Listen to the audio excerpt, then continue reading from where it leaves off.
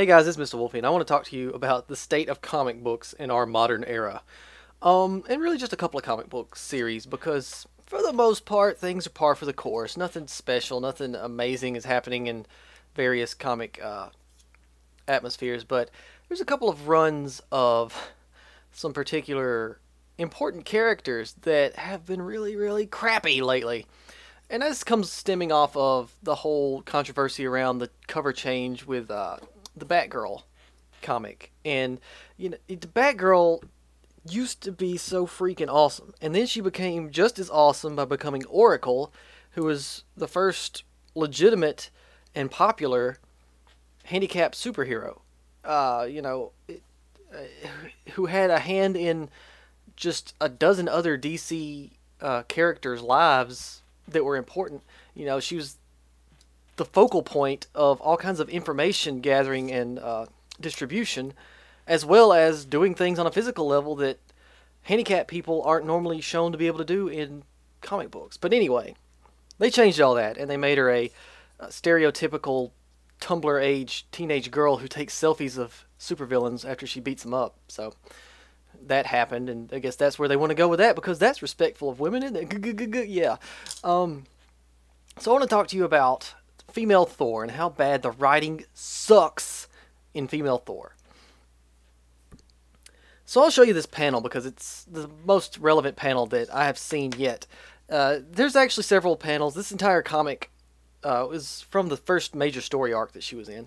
And I'll elaborate some more on certain things related to the first story arc in a moment. But first off, I just want to tell you that in this whole comic, she does not get hit at any point by the Absorbing Man. Their entire conversation sounds like something that came off of Tumblr. He calls her, "Oh, I can't believe feminists are ruining everything." But really, it's what it is it's the comic creators are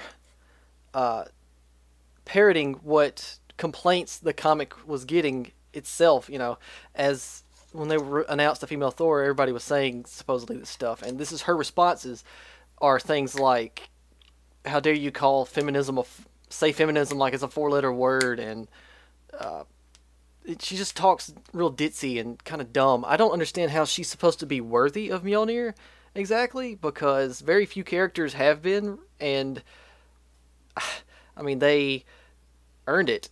That was you're putting this person in the same realm as a freaking amazing Beta Ray Bill and characters like Captain America and Superman and Wonder Woman, and I don't really get it, but my guess is she's actually going to be a Tumblr girl when they reveal who she really is. The quintessential. She's probably going to be a little chubby. She's probably going to have some weird colored hair. She's probably going to have big glasses and just be a nerdy white girl. I don't know. I can see nothing but the most cliche, dumbest thing ever being the result of this whole thing. But anyway, the point is, the character doesn't suck because she's a girl. There have been female representations that have taken the role of Thor. There's actually a Thor girl that has been successful over the years. There's been future versions of Thor's daughter that, was popular.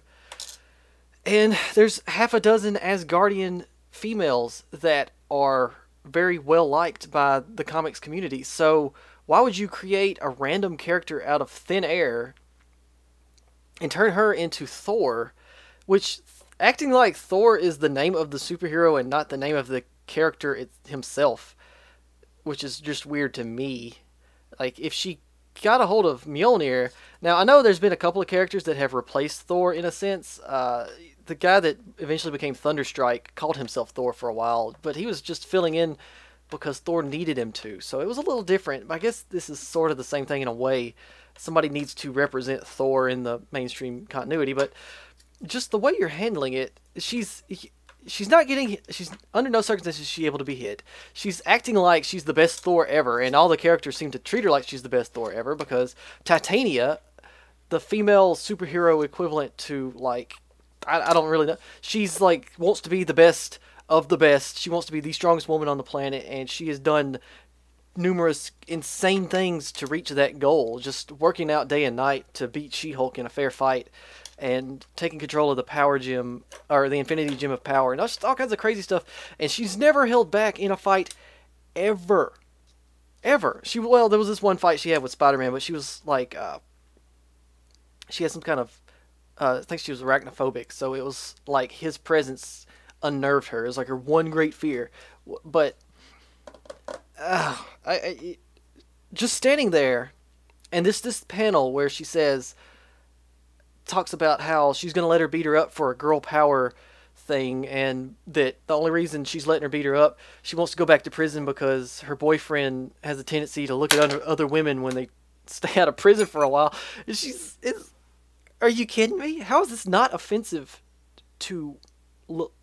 How is this not offensive to women at all? It's offensive to me because it's so stupid, and I hate stupid. It's the same reason I hate all kinds of other things that go around. But anyway, just the whole concept of Titania, one of the hardcorest supervillains, and especially in the female community, she's like the Marvel female supervillain that is, you can always expect her to put up a crazy fight no matter who it is. She almost killed She-Hulk, and She-Hulk is, the top tier female superhero. It's just really crappy writing. It turns the Thor girl, or female Thor, I don't even know what to call her. She's Thor, but it's, you got to represent her as her own character so you can identify her in a conversation. But she's just a straight up Mary Sue. She has no depth whatsoever. She's just standard, I'm going to beat people up because I am superhero now. I am girl superhero, so things treat me different. Just letting her knock her out was just appallingly bad writing. It's just the dumbest thing I've ever seen. It goes back to the kind of crappy writing that was in that episode, or that what is it called? The issue of Wonder Woman where some guy was like talking about how hot she was, and then whipped out a gun and tried to shoot her.